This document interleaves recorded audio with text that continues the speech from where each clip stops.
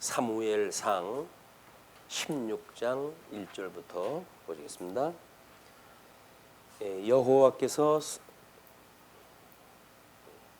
여호와께서 사무엘에게 이르시되 내가 이미 사울을 버려 이스라엘 왕이 되지 못하게 하였거늘 내가 그를 위하여 언제까지 슬퍼하겠느냐? 너는 뿔에 기름을 채워 가지고 가라. 내가 너를 베들레헴 사람 이새에게로 보내리니 이는 내가 그의 아들 중에서 한 왕을 보았느니라 하시는지라. 사무엘이 이르되 내가 어찌 갈 수 있으리까? 사울이 들으면 나를 죽이리이다 하니 여호와께서 이르시되 너는 암송아지를 끌고 가서 말하기를 내가 여호와께 제사를 드리러 왔다 하고 이새를 제사에 청하라. 내가 네게 말할 일을 가르치리니 내가 네게 알게 하는 자에게 나를 위하여 기름을 부을지니라. 사무엘이 여호와의 말씀대로 행하여 베들레헴에 이르매 성읍 장로들이 떨며 그를 영접하여 이르되 평강을 위하여 오시나이까? 이르되 평강을 위함이니라. 내가 여호와께 제사하러 왔으니 스스로 성결하게 하고 와서 나와 함께 제사하자 하고 이새와 그의 아들들을 성결하게 하고 제사에 청하니라. 오늘은 일단 사무엘상 16장서부터 30장까지 이제 이르러서 왕직임에 대한 질서입니다. 먼저 창건되어진 하나님 나라가 일단 선지직임에 대한 질서에 이어서 제사직임에 대한 질서로 연결이 되어졌는데 이제 16장서부터 사무엘상 끝까지가 왕직에 대한 질서로 이제 소개가 되어지는 겁니다. 거기에 16장서부터 20장까지 내용은 첫 번째 시험이에요. 그래서 우리 예수님도 6월절 그 시험을 3차례씩이나 당하고 그러셨는데 이 하나님께서 주시는 온전한 시험입니다. 합격에 이르도록 하시는 시험이기 때문에 3번씩 연결되어지는 그런 걸 보게 돼요. 우리 성도들도 마찬가지로 그리스도 안에 있다고 한다면 끊임없이 우리가 이런 시험을 당할 수밖에 없습니다. 그러나 시험에 들게 하지 말아달라고 우리 기도할 일이에요.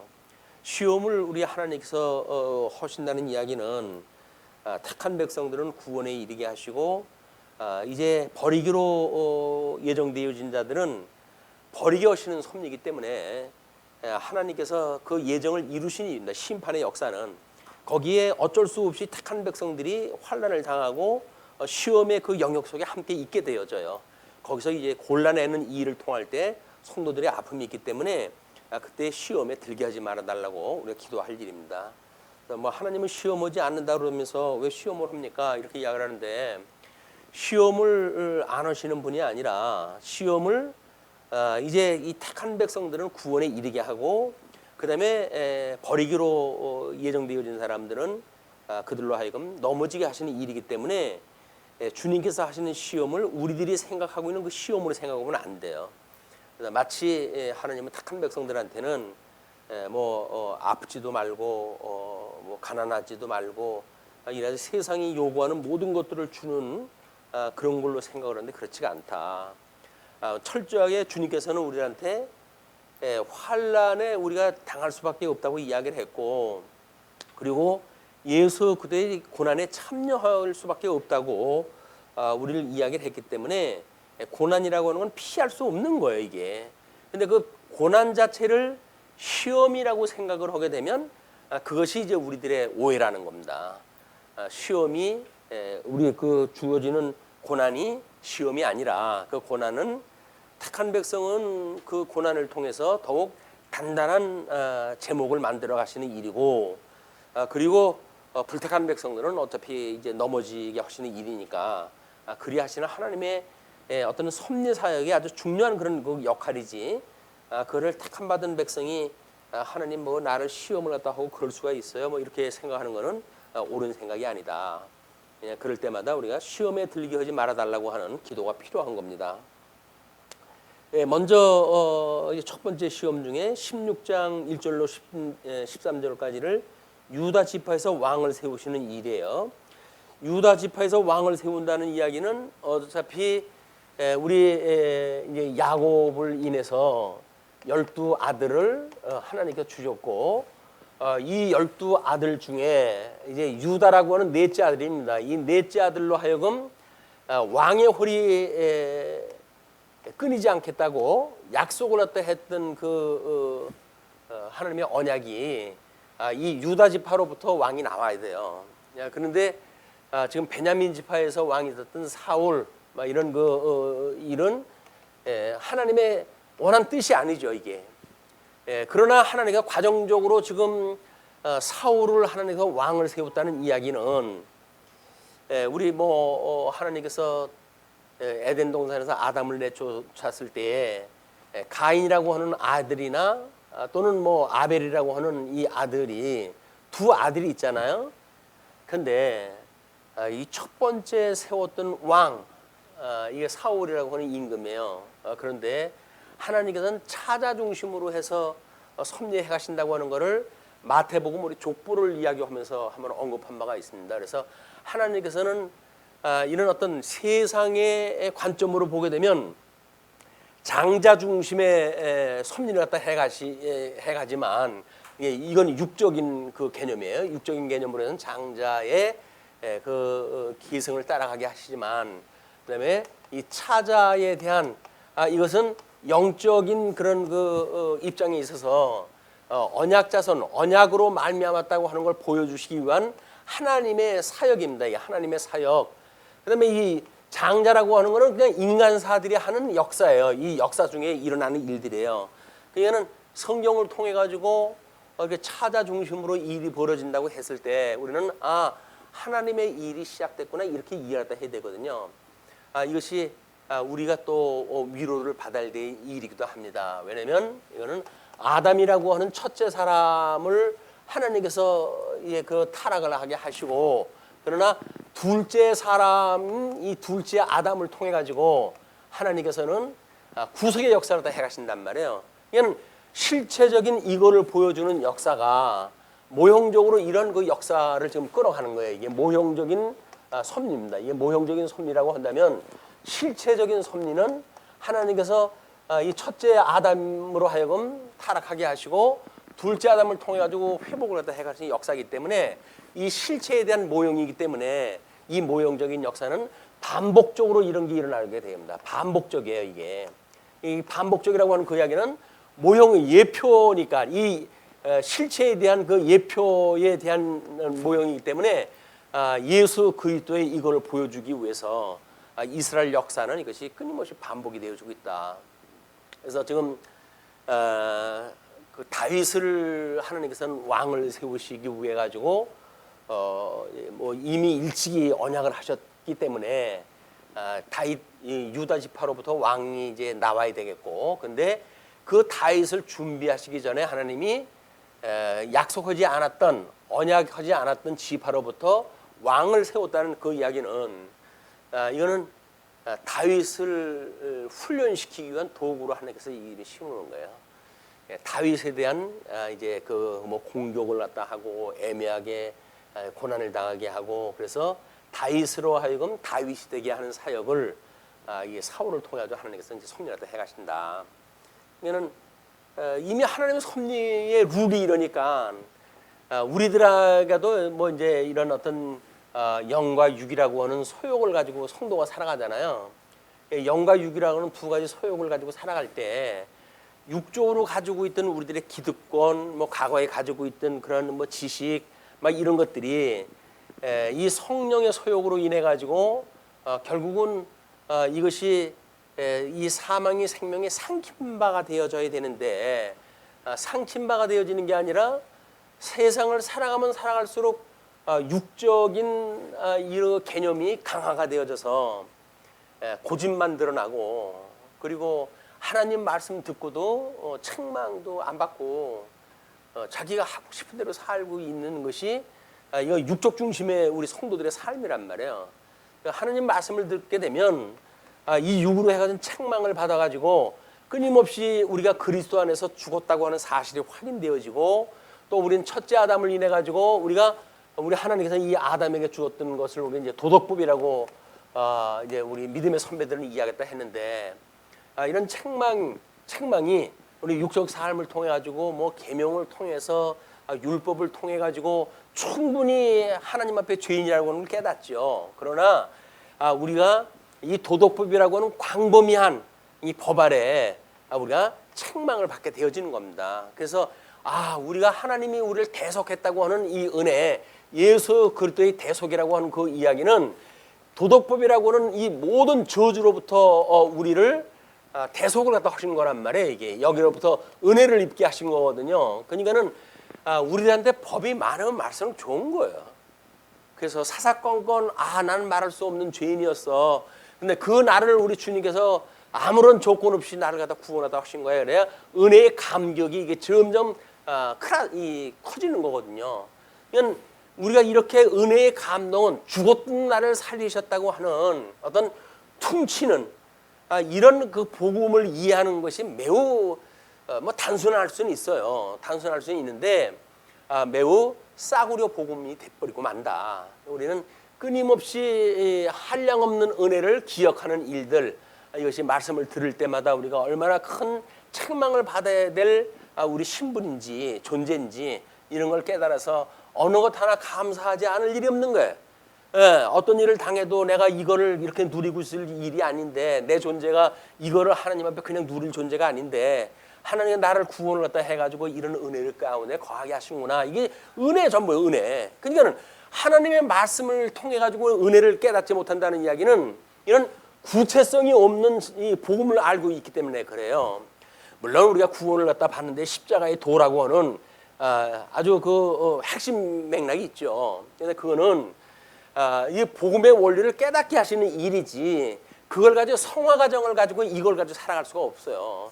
성화 과정이라고 하는 이야기는 우리 하나님 앞에 그 모든 말씀을 끊임없이 우리가 상고를 갖다 해야 얼마나 우리가 크나큰 죄인인지를 깨닫고, 그래서 이거로부터 구원하셨던 분을 우리가 사사건건 우리 환경에서 우리 살아가는 삶 속에서 이 육을 가지고 있는 삶, 이 삶에서 이 삶이 결국은 우리가 책망거리를 확인하는 일로 이것이 유효한 것들이다, 유익한 것들이다. 그래서 우리 주님이 나를 살려주시지 않았다고 한다면 이 저주 아래 내가 그냥 놓여 있는 것이 당연한 일인데, 주님께서 나를 이런 은혜 중에 거하게 하셔서 이렇게 오늘도 또 주님 앞에 우리가 감사함으로 나아가게 됩니다 라고 하는 영적 예배라고 하는 그것이 이런 구체성이 있는 신앙생활이 필요한 거다.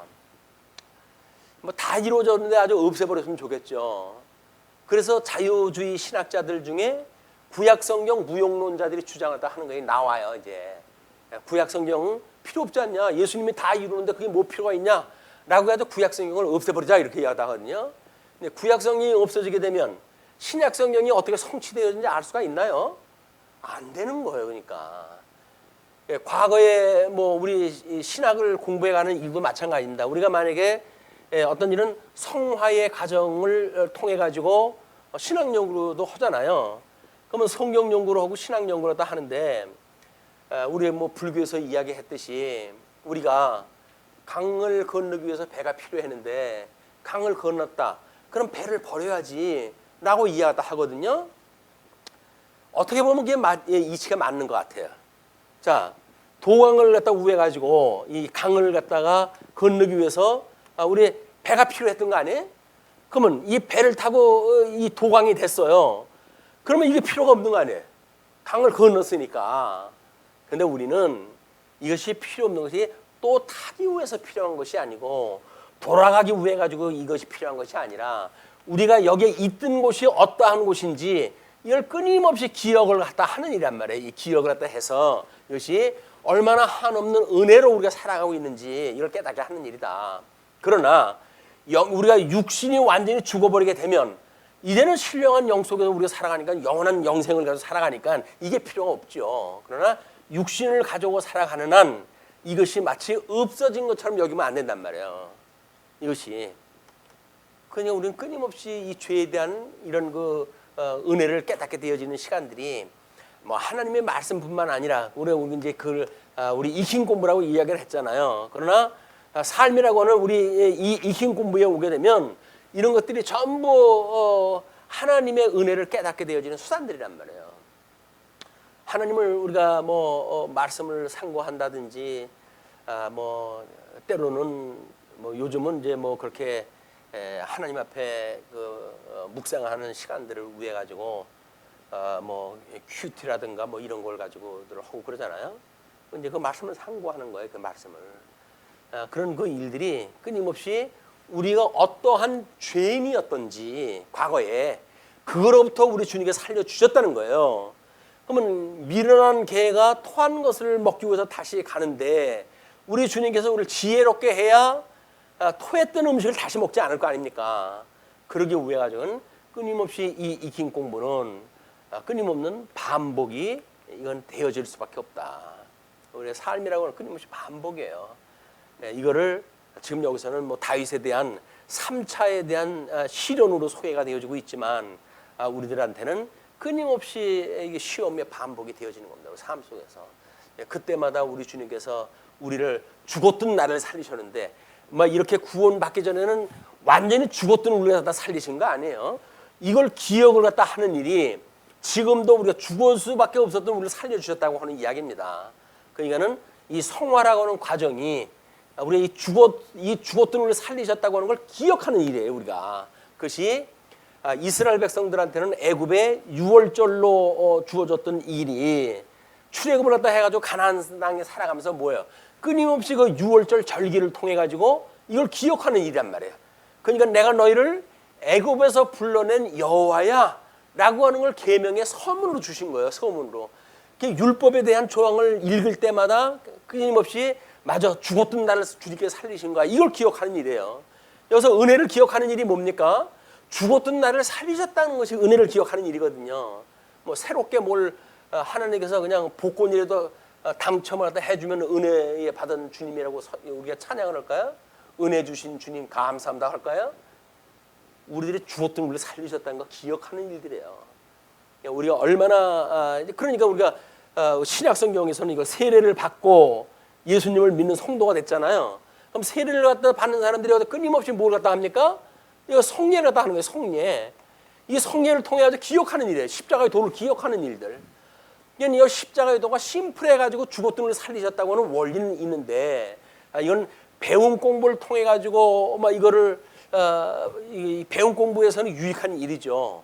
그러나 익힌 공부를 위해서는 이것이 끊임없이 반복적인 성례가 필요한 거다. 그래야 우리가 끊임없는 은혜를 기억하게 되어지는 거야. 하나하나 생각하다 은혜 아닌 게 없잖아요. 숨을 쉬고 있습니까? 그러면 우리 육신으로 해가지고 죽었던 우리를 살리셨다고 했는데 영혼을 우리가 담고 있는 이 육신이 숨을 쉬는 것 자체가 아니라 육신 안에 있는 이 영혼이 하나님으로 말미암아 영적 호흡을 갖다 지금 하고 있다. 우리 하나님과 우리가 이 교제를 나누는 그런 존재로 지금 존재한다. 이걸 위해 가지고 육적의 가치가 있는 거지. 이 영적으로 해가지고 아무런 그런 의미 없는 육이 살아가고 있는 게 무슨 그게 구원받은 사람들입니까?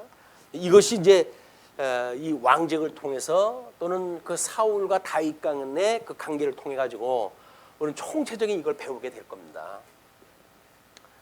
자, 이제 16장 10절까지 5절까지 그렇게 이제 하나님의 명령을 따라 가지고 사무엘이 제사를 드리러 가게 되어진 거예요. 그러면서 6절 그들이 오매 사무엘이 엘리압을 보고 마음에 이르기를 여호와의 기름 부으실 자가 과연 주님 앞에 있도다 하였더니 우리 사무엘의 경험을 보게 되면 우리 사울을 선출을 갖다 하게 됐을 때 이 어깨 위에 머리 하나가 클 만큼 장대한 그 인물이었잖아요. 그래가지고 이가 내가 찍어놨던 그런 그 점지한 그 인물이다라고 이야기했을 때 여기다 기름을 부었거든요. 그냥 사무엘이 보는 거는 여전히 여 수준에 머물러져 있는 거예요. 하나님은 지금 이제 정기 사울을 통한 역사가 지나가고 이 다윗이라고 하는 인물을 통해 새로운 왕의 어떤 질서를 새로 잡아가시는 일인데 사무엘은 아직도 전 근대적인 이런 범주에 머물러져 있는 것 같아요. 선출하는 것이. 하나님께서도 그렇게 섭리하다 해 가셔야겠죠. 하나님이 앞서서 이걸 인도해 가시고 그 일을 추진하는 사람들은 아직도 과거에 머물러져 있어가지고 자기네들이 경험했던 이걸 중시하면서 살아가는 이런 가운데에 하나님이 하신다고 하는 걸 또 보여주셔야 되니까 그렇게 섭리해 가는 것 같습니다. 왜냐하면 그들이 이제 그렇게 왔을 때 그 엘리압이라고 하는 사람이 오니까 주님 앞에 이게 있다라고 이야기를 했더니 여호와께서 사무엘에게 이르시되 그의 용모와 키를 보지 말라. 여기서 우리 사울에 대한 걸 봤을 때 용모를 보고 반했잖아요. 그리고 키가 어깨 위에 하나가 더 올라갈 만큼 장대한 그런 인물이기 때문에 사무엘이 선출을 갖다 했다고 생각을 했는지도 몰라요. 그러니까 하나님께서 용모와 키를 보지 말라는 거예요. 내가 이미 그를 버렸노라. 버렸다는 이야기는 상당히 심각한 표현입니다. 우리 사무엘을 하나님께서 버렸다고 하는 그 이야기와 지금 여기서 엘리압이라고 하는 좀 장자 순으로 이제 이렇게 들어올 거 아니겠어요? 그러니까는 봤을 때 우리 그 인간 중심의 이 육적 중심의 인간적 그 차원에서 지금 판단을 다 한 거죠. 그러니까 사울 봤을 때 뭐 이렇게 헌칠하고 그랬었는데 그러면 이 사람인가라고 이제 생각을 했던 거예요. 하나님 그 생각을 하시고 용모와 키를 보지 마라. 내가 이미 그를 버렸다. 그 이야기는 사울을 버렸듯이 그 장자의 모든 조건, 인간적인 요소로서의 장자의 조건, 이걸 내가 그걸 제거시켜 버렸다 그 이야기예요. 그러니까 내가 보는 것은 사람과 같지 아니하니 사람은 외모를 보거니와 나 여호와는 중심을 보느니라 하시더라. 중심을 보는 것. 우리 오전에도 우리 성도를 보고 우리가 늘 고민이 그거 아닙니까? 우리 가까운 사람이 구원을 받았냐 안 받았냐 이것 때문에 이제 시험을 당하기도 하고 때로는 억지로 해가지고 그냥 강요를 갖다 하기도 하잖아요. 근데 하나님의 택한 백성이라면 어디서 다 그 입으로 시인을 갖다 했거나 뭐 그런 일을 다 했을 거예요. 내 앞에서 안 했다고 아는 거야 아니에요. 우리는 자꾸 내가 이 지구의 중심이 돼가지고 내가 하나님 자리에 있어가지고 내가 심판자의 입장이 되어서 내가 모든 걸 판단을 갖다 해야 된다고 생각을 하는데 그만큼 주 안에서 죽었다고 이야기하면서도 죽은 게 하나도 없는 거야. 끊임없이 내가 내 세계의 왕인 거야. 내 기준으로 모든 걸 판단을 갖다 해야 되는 거야. 주님께서는 네 판단하는 거 아무 소용없어. 내가 내 판단을 갖다 따라야 돼. 그 이야기거든요. 그러니까는 택한 백성은 주님께서 우리 주님께서 인도하신 걸로 제가 믿습니다라고 해서 위로가 돼야지. 내 앞에서 시인했냐 시인하지 않았냐 가지고 점점 근거하는 거는 너무 좀 유치한 방법이에요. 이제 우리가 옛날에는 우리가 이 하나님의 섭리를 처음에 몰랐을 적에는 그렇게 믿음 생활들을 했어요. 그래서 뭐 그냥 남편이 안 믿는다 그러면 뭐 그냥 아주 그냥 죽기 살기로 뭐 이렇게 해가지고 그렇게 하기도 그랬는데 이제 하나님의 이 절대 주권성을 알게 된다고 한다면 어린 양 권세로 우리가 싸우는 거지 혈과 육의 방법으로 싸우는 게 아니다. 그러니까 어린 양 권세라는 건 이야기는 뭐예요?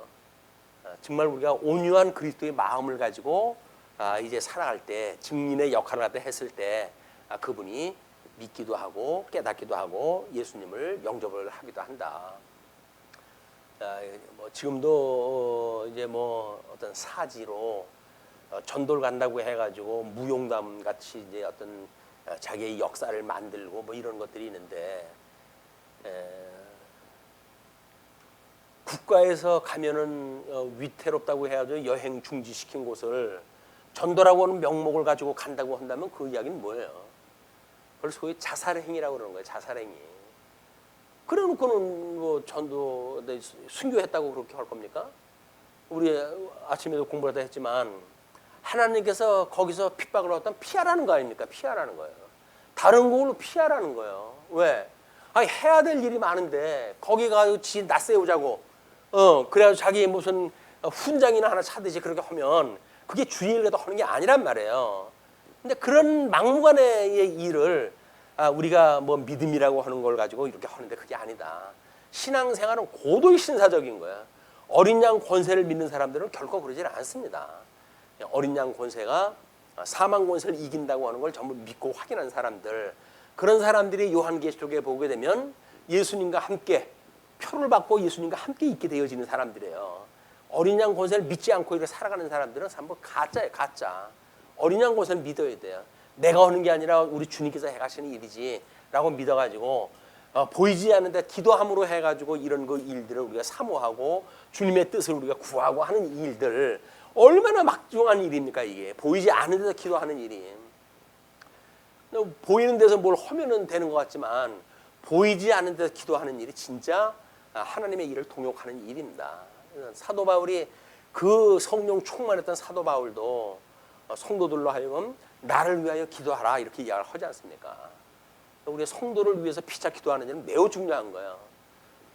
뭐 우리 교회의 지도자의 역할을 딱 한다면 지금 왕이 할 일이 아닙니까? 이게 지금 왕직에 대한 일이니까 그 왕직이 예수 그리스도가 승천하시고 성령을 보내주셔가지고는 그 통치 영역을 교회의 장로를 통해 가지고 일을 갖다 하게끔 직원을 갖다 세우셨단 말이에요. 직원. 이거는 그리스도, 예수 그리스도의 왕직에 대한 우리 수행의 은사를 갖다 주시는 일이거든요. 그러면 이 장로에 준하는 것이 뭐 권사도 여기 포함되어진다고 한다면 마찬가지죠. 우리가 어떻게 그 성도를 위해 가지고 하나님의 그 뜻을 가르치고 기도를 갖다 해야 되는지. 우리가 교회의 표지, 교회 표지가 뭐라 그랬어요? 세 가지가 있죠. 하나 말씀이라고 그랬어요. 두 번째 성례라고 이렇게 했어요. 세 번째 이것이 권징이에요. 권징. 그런데 은혜의 방편을 보게 되면 이 두 개가 갖고 이게 기도 아니에요? 기도. 은혜를 깨닫는 일이. 그러면 권징이라고 하는 이런 그 성격은 기도라고 하는 성격이 가장 그 범위가 커요.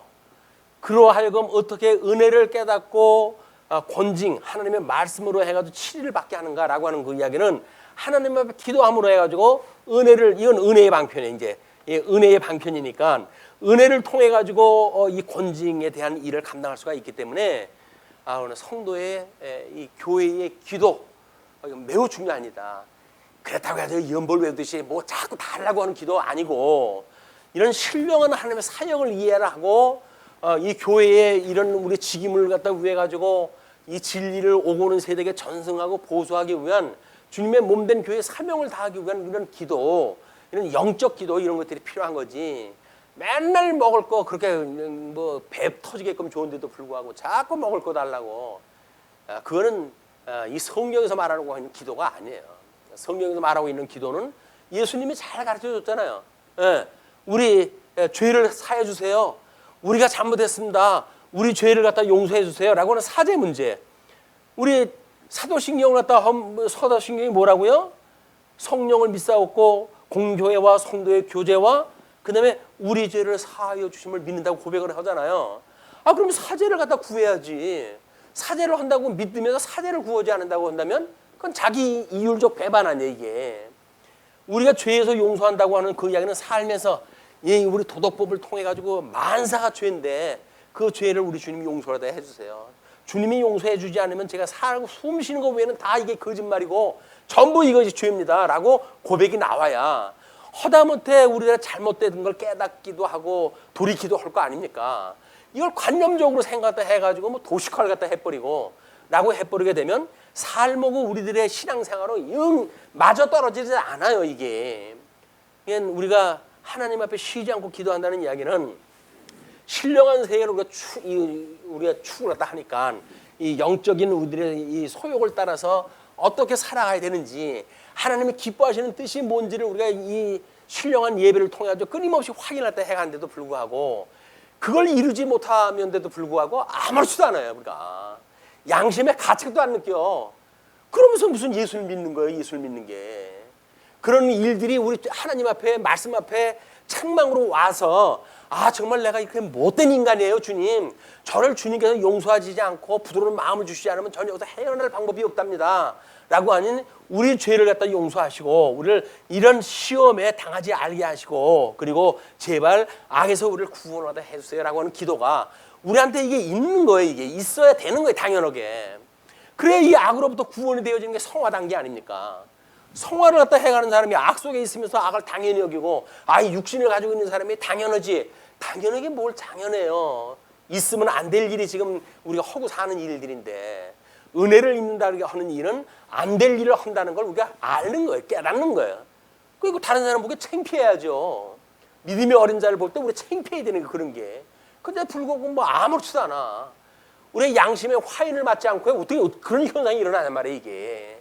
우리가 그것이 정말 내가 예수님을 믿느냐 예수님으로 내가 죽은 게 맞아 라고 하는 이 끊임없는 확인 내가 예수님과 세례를 받아가지고 예수님과 함께 죽었어? 라고 하는 것이 확인하는 일이 성화 과정을 통해서 끊임없이 확인돼요. 끊임없이 확인돼요. 그것이 만약에 여기 성화 단계에서 확인이 안 된다고 한다면 저건 가짜야. 관념적인 그런 걸 우리가 받아들인 거다. 우리 하나님 앞에 어떻게 은혜를 구하고 살아갈 것인가라고 하는 것이 이 기도의 영역이 매우 중요한 겁니다. 성도들을 권징한다, 지도한다, 치료한다. 전부 기도예요 이게. 기도로 그게 가능한 거예요. 기도로. 그런데 기도는 하지 않고 뭐 이 세상에 있던 방법 가지고 뭐 내 말 안 들으면 죽여 뭐 이렇게 해가지고 공갈로 가지고 될 일이 아니잖아요 이게. 끊임없이 하나님을 기도할 일이에요 이게. 자, 그런데 한 번 가지고 안 돼요. 그러니까 이새가 아비나답을 불러 사무엘 앞을 지나가게 하매 사무엘이 이르되 이도 여호와께서 택하지 아니하셨느니라 하니 이제 한 번 그 교육을 받은 걸로 해가지고 이제 하나님께서 바로 주시는 게 오는 거봐 이게 아니다라고 이야기했다 하니까 이새가 산마로 지나가게 하매 사무엘이 이르되 이도 여호와께서 택하지 아니하셨느니라 하니라. 이새가 그의 아들 7을 다 사무엘 앞으로 지나가게 하나 사무엘이 이새에게 이르되 여호와께서 이들을 택하지 아니하셨느니라 하고 또 사무엘이 이새에게 이르되 내 아들들이 다 여기 있느냐? 다 지나갈 데 없어요. 분명히 이새네 집에 가면은 내가 기름 부을 자를 갖다 준비해 놓는다고 그랬는데 그러니까 물어보는 거예요 이제. 그러니까는 이새가 이르되 아직 막내가 남았는데 그는 양을 지키나이다. 사무엘이 이르되 사람을 보내어 그를 데려오라. 그가 여기 오기까지는 우리가 식사 자리에 앉지 아니하겠노라. 막무가내 사무엘이 이제 마지막 이 일을 갖다 하기 전까지는 밥 먹는 거 없어. 그 이야기는 뭐예요? 금식에 그때까지 금식. 이제 그 막내 아들로 해가지고 우리 주님께서 시켰던 사무엘의 사역을 완성하기까지는 먹는 일도 먹지 않겠다는 거예요. 자, 12절로부터 이제 11절로부터 13절까지 다윗을 택하여 기름을 붓는 일이 소개가 되어지는 겁니다. 그래서 이에 사람을 보내어 그를 데려오매 그의 빛이 붉고 눈이 빼어나고 얼굴이 아름답더라. 여호와께서 이르시되 이가 그니 일어나 기름을 부으라 하는지라. 사울과 다윗 관계를 장자와 차제 관계 그런 의미로 봤잖아요.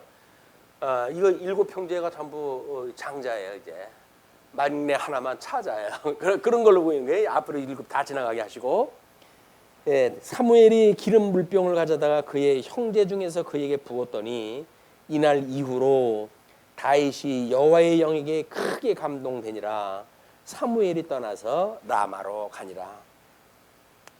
14절로부터 이제 18장 5절까지 다윗의 형통과 사울의 시기가 반복되어지는데 일단 오늘 16장 끝절까지는 악신이 덮인 사울이 수금 타는 다윗을 부르는 내용이 소개가 되어집니다. 사무엘 그 여호와의 영이 사울에게서 떠나고 여호와께서 부리시는 악령이 그를 번뇌하게 한지라. 우리들의 불안을 갖다 초래하고 하는 이런 그 일들이 다 뭐예요? 이게 이 불안을 초래하는 일들이 악령을 통해 가지고 우리 심령을 뺏어가는 일이란 말이에요. 이건 예수 그리스도로 말미암아 우리가 기도하는 시간이 우리의 위로의 시간이 되어지고 주님께서 우리들에게 저 육신의 소욕으로 해가지고 어려움의 일들을 주님께서 위롭게 하신다고 했던 주님께서 명하셨던 이런 기도의 내용을 가지고 우리가 위로가 됐을 때 심령의 평강이 오는 겁니다. 이게 그렇게 했을 때 우리는 기도의 응답을 받는 거예요. 그렇지도 않고 뭐 그냥 예언볼 외우듯이 해놓고 주님께 뭐 3시간 했으면 됐지 그럼 몇 시간을 더 해야 됩니까? 뭐 이렇게 따지고 그러는 거 아니에요. 안 들어주시게 되면 뭐 24시간 또 해야 되는 거지. 뭐 3시간이 많다고 뭐 3시간을 타령을 합니까? 그러니까 이루어지게 되면 마음의 평강이 오게 되면 뭐 1분을 갖다 하고라도 주님의 뜻이 이루어졌다고 믿고 살아가는 거고, 그렇지 않아가지고 마음이 불안하게 되면 불안이 없어질 때까지 기도하셔야 돼요. 불안이 없어질 때까지. 왜? 주님이 우리 심령의 평강을 주실 때가 있다 이게. 은혜와 평강이 너희와 함께할지어다라고 했던 말씀이 우리에게 임하게 됐을 때 우리는 불안이 없어지고 그리고 하나님 앞에 평안한 마음을 갖게 되어지니까 그것이 시간에 비례하는 것이 아니야. 그래서 악령이 그를 번뇌하게 한지라. 사울의 신하들이 그에게 이르되 보소서 하나님께서 부리시는 악령이 왕을 번뇌케 하게 하온즉 원하건대 우리 주께서는 당신 앞에서 모시는 신하들에게 명령하여 수금을 잘 타는 사람을 구하게 하소서 하소서. 하나님께서 부르시는 악령이 왕에게 이를 때에 그가 손으로 타면 왕이 나으시리라 하는지라. 뭐 하나님의 그래도 뜻을 알고 있었던 뭐 이런 그 자들이 이제 그 사울에게 고언을 갖다 하는 겁니다. 당신이 지금 그렇게 그 근심하고 그렇게 힘들어하는 일은 악령이 들어가서 하는 일이니까 그 악령을 쫓아낼 수 있도록 수금을 타는 자를 불러가지고 수금 타는 것이 기도하는 시간이겠죠. 그런 그 과정을 통해 가지고 그걸 면하게 하십시오라고 이야기다 하는 거예요. 사울이 신하에게 이르되 나를 위하여 잘 타는 사람을 구하여 내게로 데려오라 하니 소년 중 한 사람이 대답하여 이르되 내가 베들레헴 사람 이새의 아들을 본즉 수금을 탈 줄 알고 용기와 무용과 구변이 있는 준수한 자라. 여호와께서 그와 함께 계시더이다 하더라. 성령 충만함을 기름 부어 가지고 주시기도 하고 사무엘에게 필요에 의해 가지고 찾기도 하시고 그리고 그거를 중재하는 자가 있게 하시고 만사 전부 하나님이 하시는 거 아니에요. 만사 하나님이 하시는 일이에요. 여기서 인간이 방법을 동원하다 무슨 일이라도 한다고요? 아무 소용없는 일이에요. 만사를 섭리하시는 하나님 앞에 기도하는 일이다. 우리는 그렇게 헌즉 이제 그 사울이 이에 전령들을 이새에게 보내어 이르되 양치는 내 아들 다윗을 내게로 보내라 하매 이새가 떡과 한 가죽 부대의 포도주와 염소 새끼를 나귀에 실리고 그의 아들 다윗을 시켜 사울에게 보내니 다윗이 사울에게 이르되 그 앞에 모셔섬에 사울이 그를 크게 사랑하여 자기의 무기를 드는 자로 삼고 완전 그 신변 보호자로 이제 그 세우게 되어진 거야. 최측근입니다. 자기의 안전을 갖다가 담당하는 이런 자로 했다는 이야기는 자기 생명과 같이 여기는 자로 이제 섬긴 거야. 이 애정이 끝까지 가면 얼마나 좋겠습니까? 그러나 사울의 필요에 의해서 이 다윗을 골랐고, 그래서 사울은 자기의 필요의 여부에 따라서 그 사랑이 변하여 미움도 되어지고, 때로는 그 미움이 또 변해가지고 어떤 그런 애증으로 해가지고 뭐 살려달라고 이제 그런 그 관계도 만들어지고 그냥 파란만장한 역사가 이제 시작이 되어지는 거야. 인간 역사 다 그렇습니다. 인간 역사가. 그러니까 우리 하나님 앞에 이 만사를 섭리하시는 하나님, 우리 그 메시아를 언약을 하시고 메시아를 성취하심으로 해가지고 하나님이 하시는 일을 완성해 가시는 그 분이라고 믿어진다고 한다면 그리스도로 말미암아 주님의 몸된 교회를 이뤄 가시는 분 아니겠어요? 그분 앞에 우리가 기도하는 일밖에 없다. 쉬지 말고 기도하랍니다. 쉬지 말고 기도하라. 끊임없이 우리 말씀을 묵상하다가도 우리 주님의 몸된 교회, 우리 신령한 우리 영적 존재에 대한 그런 생각 이런 걸 가지고 살아야지. 어디에 이렇게 빠져가지고 몰빵되면 그때는 하나님이 없다 하는 세상 속에 우리 시간을 가는 거예요. 그러니까 깨어 근신한다고 하는 이야기는 이거로부터 자유를 입었다고 하는 걸 기억하는 일이에요. 끊임없이. 내가 구원받았지, 내가 하나님의 아들이지 라고 하는 걸 가지고 하나님의 아들답게 끊임없이 살아가려고 하는 그런 그 시도가 있는 거예요. 안 되죠. 예, 물론 안 됩니다. 그러나 기도 외에는 이런 유가 이 육신의 소욕으로 해야지 이 귀신 단지가 나갈 수가 없으니까 끊임없이 말씀 상고하고 기도하는 일밖에 없다. 예. 또 사울이 이새에게 사람을 보내어 이르되 원하건대 다윗을 내 앞에 모셔 서게 하라. 그가 내게 은총을 얻었니라 하니, 면접에서 이제 통과가 됐으니까 부모한테 허락을 받는 일이에요. 그러면서 하나님께서 부리시는 악령이 사울에게 이를 때에 다윗이 승을 들고 와서 손으로 탄즉 사울이 상쾌하여 났고 악령이 그에게서 떠나니라. 사울이 지금 수금을 탄다는 이야기는 기도입니다. 기도. 그 기도를 갖다 하는 거예요. 기도. 하나님 앞에 그 사울이 악령이 들 때마다 이제 그 일을 다 하니까 뭐를 연주했겠어요. 연주가 우리 다윗이 그 목자로 살아가면서 하나님에 대한 그 경험의 세계가 있잖아요. 그때 자기가 불렀던 시편들이 있을 거예요. 아마 거기에도 23편이 들어가지 않았나 모르겠습니다. 왜? 목동 생활을 했을 때 그 이야기니까 여호와가 나의 목자라고 생각을 했던 다윗으로서는 이 나라의 왕이었던 사울이 얼마나 불쌍하게 보이겠어요. 나는 지금 양의 무리를 가지고도 하나님이 나의 목자라고 배우고 있는데 일개 나라의 왕으로 하나님이 세워졌는데도 불구하고 여자 하나님 앞에 불충을 하고 이런 그 사울이 얼마나 불쌍했겠습니까? 그를 위해서 아마 기도할 때 했을 거예요. 그를 위해서 내가 기름 부음 받았는데 저 인간 빨리 없애고 나를 갖다 시켜주십시오. 이런 기도 안 했겠죠? 예? 끊임없이 그를 위해 아주 기도할 때 했을 거예요. 그 평안이 마땅히 받을 자가 안 되잖아요. 이제 하나님 버린 자니까. 그러니까 그 모든 평안이 자기한테 돌아오는 거예요. 그래서 음부의 자리를 필지라도 두려울 게 없어요. 우리 자기가 목동생활 때 해가면서 배웠던 찬양했던 그 찬양들을 수금을 통해 가지고 지금 다윗에게 들려주는. 자, 우리는 기름 부음 받기 전에 어떤 은사를 주셨나요? 여기서 그걸 가지고 우리 하는 일이에요. 이것이 우리 받은 은사를 실현하는 일, 이 은사 실현이라고 하는 그 이야기가 어떤 열매로 나오지만 이것이 이 지금 다윗이 수금을 갖다 킨다고 한다면 그것이 기도라고 한다면 우리 은사 실현하는 모든 일이 기도로 나타날 거야. 이게 하나님 앞에 우리 주신 은사가 이건데 이거 실현할 수 있게 해주세요라고 했을 때 우리 주님의 몸된 교회 어려움을 주고 있던 사탄 막이 다 물러가고 여기서 우리 주님께 주시는 평안의 역사가 일어난다.